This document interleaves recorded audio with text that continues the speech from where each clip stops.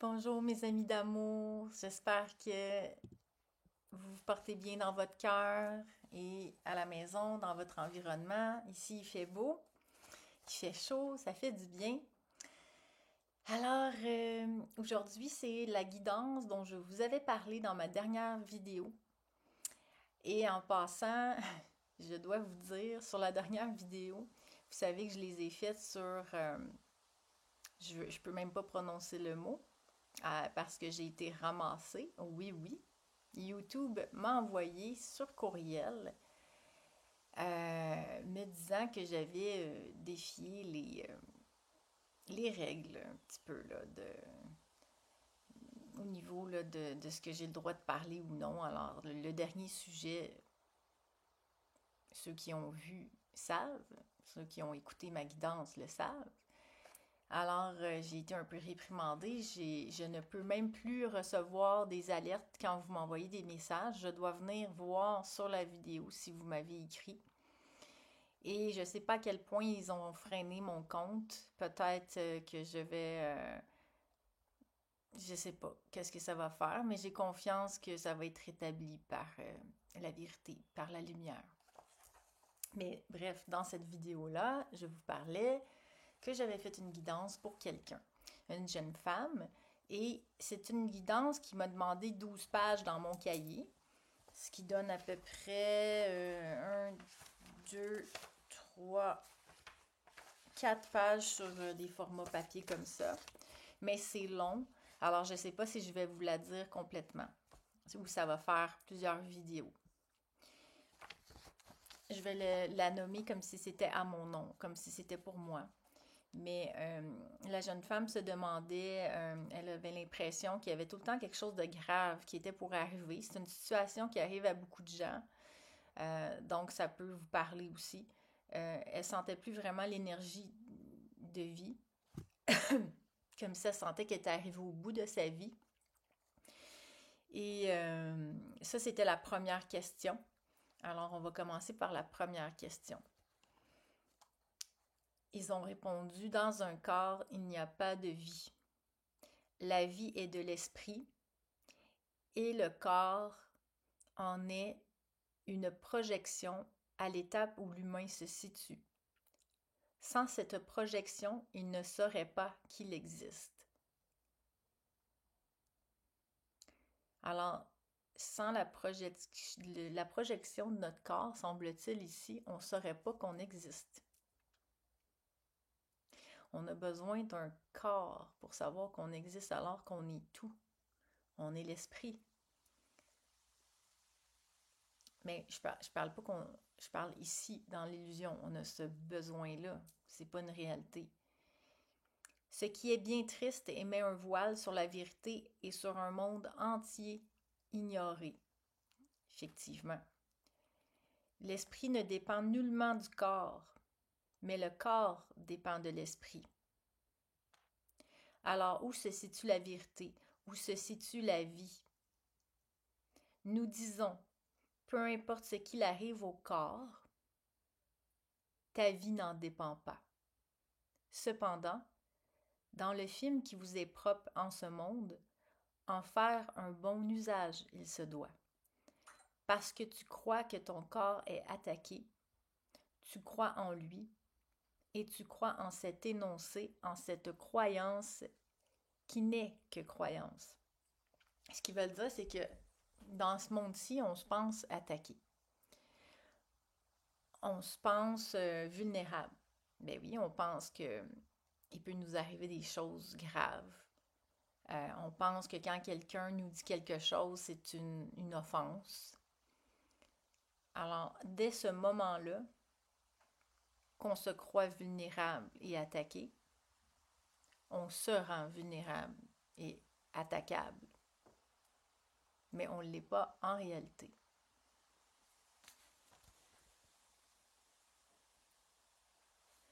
C'est une croyance. Alors nous aimerions te dire, Myriam, si tu crois en la mort, en l'essence de la vie qui te quitte, si tu crois en l'attaque, si tu te vois toi-même comme attaqué et vulnérable, alors tu t'assimiles au destructible et tu insères cette possible pellicule dans le scénario que tu fais tien. Ça crée une pellicule qui permet un scénario qui va s'accorder à nos croyances.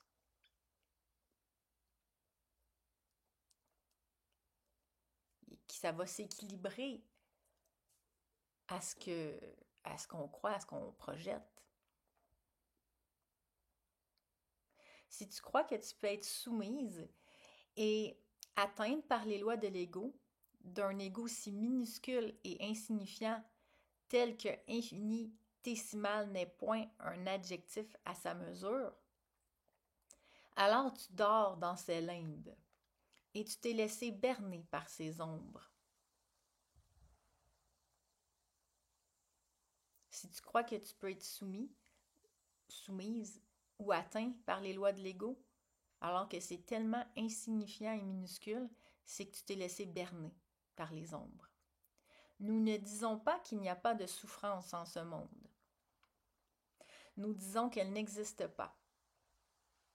Nous rectifions les termes à la souffrance semble exister et semble bien réelle pour le rêveur. Sembler, ce n'est pas être, c'est pas quelque chose de réel. Quand ça semble, ça ne veut pas dire que c'est une vérité, ça semble.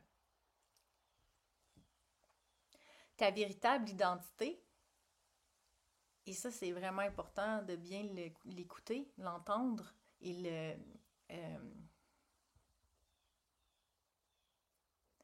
le prendre, l'assimiler, ta véritable identité est que tu es sans limite, mais également sans besoin.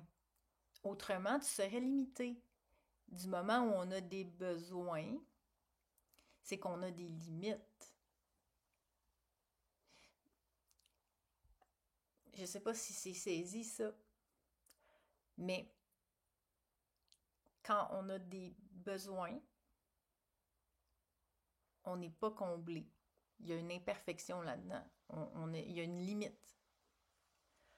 Tu es à jamais comblé, tu es à jamais complet et comblé, sans aucune nuance ni variation d'aucune. Tu es à jamais comblé, à jamais complet, sans nuance ni variation d'aucune.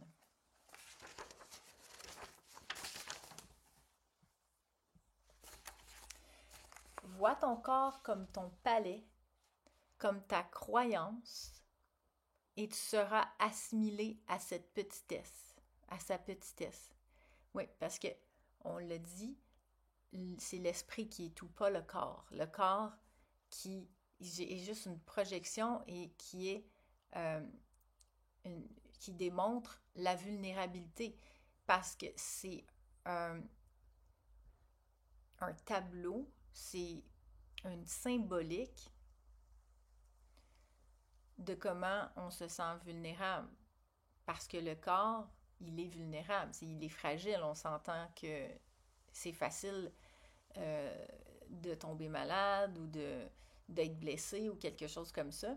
Il est à l'image d'un esprit qui se croit vulnérable et attaquable. Alors, vois ton corps comme ton palais, ton royaume, parce qu'il y en a pour qui le corps est tout. Il y en a pour qui le corps, c'est juste ça qui existe. Alors, ils disent, tu seras assimilé à sa petitesse. Tu n'es pas de chair molle, si fragile qu'elle peut être transpercée par rien. Le jour où tu comprends ton esprit, où tu te souviens de ton Créateur, qui t'a créé à son image, sans dissimilitude aucune, tu désapprends le culte du corps. Le jour où tu comprends ton esprit, où tu te souviens de ton Créateur, qui t'a créé à son image sans dissimilitude aucune, tu désapprends le culte du corps. Ton esprit, en donné d'espace, prend l'infini. Bien que point d'espace il y ait. Ton corps serait alors un point minuscule dans l'univers. C'est simplement une fraction d'erreur dans l'esprit, une nanoseconde de fausse vision qui n'a jamais existé. Car cette vision, tu en as fait une pensée qui a créé l'ego, qui t'a fait croire à sa petitesse et à la séparation.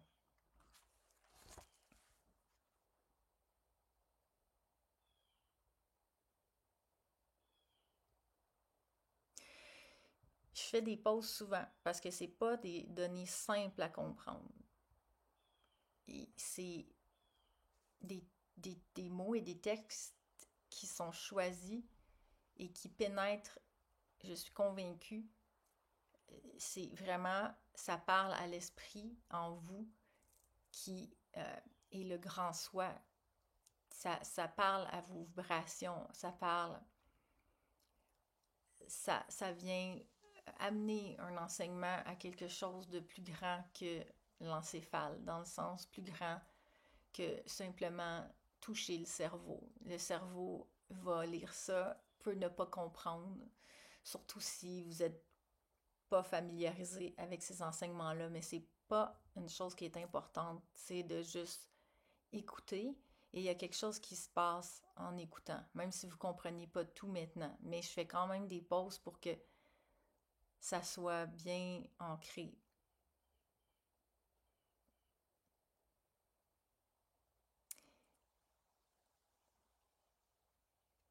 Tu n'as jamais quitté le nid, le royaume de Dieu. L'esprit est le royaume. Le royaume est blanc dans le sens qu'il est une page blanche où rien n'a besoin d'être apposé. Rien n'a besoin d'être écrit sur cette page de pure lumière. Alors imagine comment ce que tu es paisible. Ce que nous sommes est paisible. Et on n'a rien besoin. On n'a rien besoin d'apposer.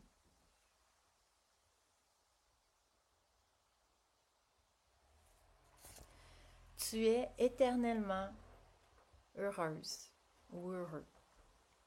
Tu es la paix profonde, l'amour divin. Il n'y a que cela si tu te souviens. Souviens-t'en. Il n'y a que ta lumière. Il n'y a que ta lumière d'une brillance si infinie et majestueuse que vous n'avez aucune idée de ce à quoi cela peut ressembler. Ici, on n'a aucune idée de ce à quoi peut ressembler une telle lumière et une telle brillance. Mais ça se dit-tu? J'ai un mot qui vient de monter. J'ose même pas le dire. Cataclysmique, ça se dit-tu? Gargantuesque. Immense, énorme, gigantesque. C'est même pas des synonymes qu'on peut utiliser parce que c'est tellement... on peut même pas avoir quelque chose qui peut représenter cette lumière et cette majestuosité ici.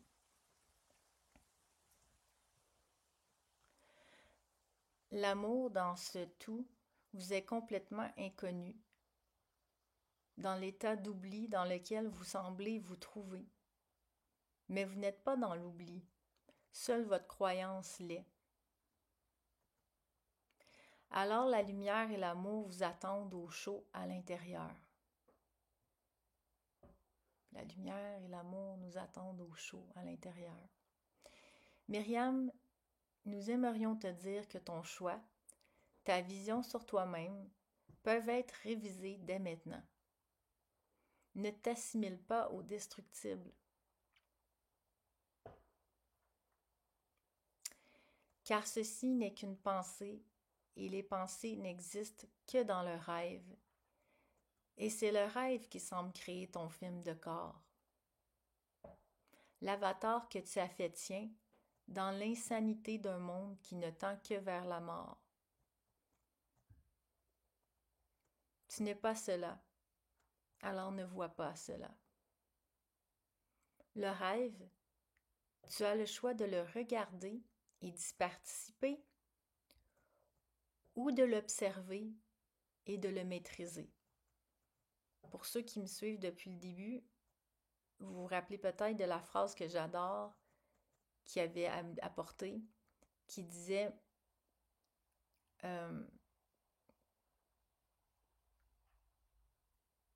mon Dieu, j'ai un blanc. Être en ce monde sans y participer. Donc, soyons en ce monde.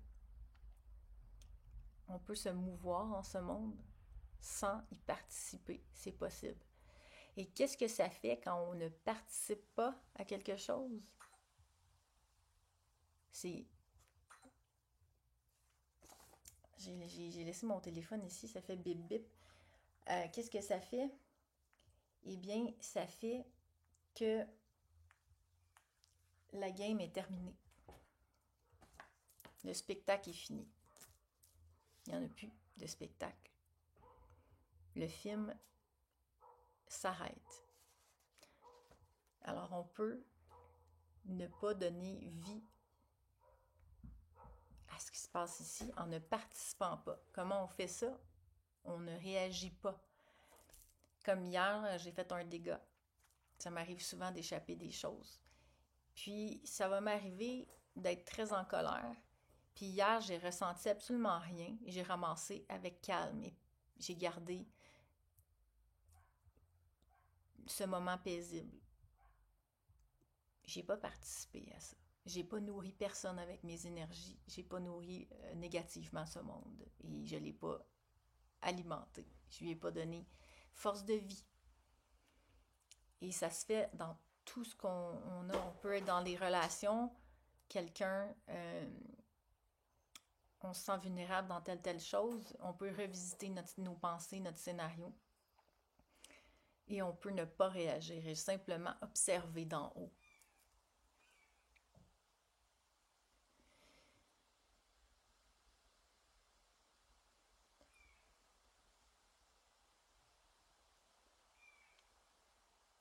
Bien que dans les faits, aucune maîtrise du néant n'est nécessaire puisque le néant est vide. Je ne sais plus si ça je l'ai dit.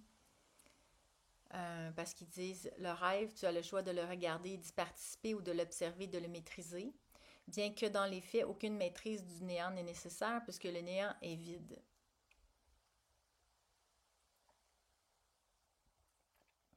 Imagine-toi à l'épicerie. Est-ce que tu ne choisis pas une orange pour en délaisser une autre? Pourquoi le fais-tu? Comprends bien que les choix sont de partout. Tu peux choisir un épisode, un événement et en délaisser un autre. Et s'il est trop tard et que tu as mal choisi et que le film se déroule sous tes yeux, tu as le choix de l'insanité, de comment choisiras-tu de le regarder, de le vivre. Que choisiras-tu d'en faire? Vas-tu le grossir et le faire perdurer, le rendre réel et amener des scénarios similaires? Ou est-ce que tu choisiras d'éteindre le projecteur, de fermer les yeux aux ombres et de pardonner ce qui n'existe pas dans la vérité? Ce qui revient au même de ce que j'ai dit, c'est qu'on va à l'épicerie, on va choisir une orange, mais on ne prendra pas celle-là. Pourquoi est-ce qu'on fait ça? C'est parce qu'on est capable de voir la différence, mais c'est la même chose dans notre vie. Quand on est bien ancré dans notre film, là, on ne le voit pas se dérouler.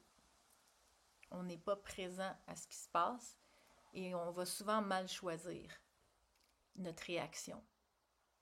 On va être dans le film et non l'observateur du film. Les pensées, images et émotions que tu appelles, ressens et autorises créent ce que tu demandes. Parce que si tu les appelles, tu les ressens et tu les autorises, c'est nécessairement ce que tu demandes. Maintenant, nous te reposons la même question que tu nous as posée. Es-tu au bout de ta vie? Et est-ce qu'il va arriver quelque chose de grave?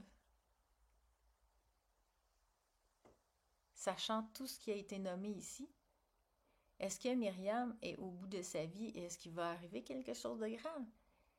C'est à elle seule d'y répondre maintenant. Maintenant que ça fait déjà 20 minutes que je parle, imaginez-vous que là, on en est rendu juste à la question 1 et il y en a 2 autres. Alors, je vais m'arrêter ici parce que j'aime ça faire des vidéos courtes, comme vous le savez, pour que vous restiez présent et que ça ne soit pas du surchargement dans la tête. Moi, ça a pris 3 heures, je pense, avec cette jeune femme-là pour lui expliquer tout ça. Alors, c'est quelque chose qui demande du temps, qui demande le temps d'être assimilé.